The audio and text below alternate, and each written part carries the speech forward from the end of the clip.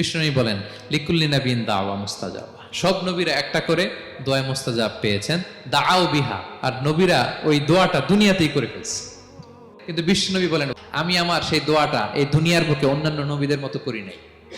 আমি আমার দোয়াটা আমার গুনাহগার উম্মতের জন্য, কিয়ামতের কঠিন দিনে তারা যখন মুসিবতে পড়ে যাবে ওই মুসিবত থেকে বাঁচার জন্য ওই দোয়াটা আমি আমার উম্মতের জন্য রেখে দিয়েছি। সব নবীরা এই দোয়াটা করেছে, দুনিয়াতেই কবুল হয়ে গিয়েছে। কিন্তু বিষ্ণু বললেন আমি চাইলে এই দোয়াটা করতে পারতাম।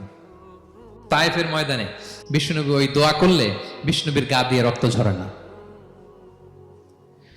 কুরাইশদের সাথে বিষ্ণুনবীর 3 বছর জেল খাটা লাগে না। মদিনাতে বিষ্ণুনবী অনেক না খেয়েছিলেন, পেটে পাথর বেঁধেছিলেন, দোয়া করলে জান্নাত থেকে খাবারের বস্তা চলে আসতো, মুহূর্তেই কবুল।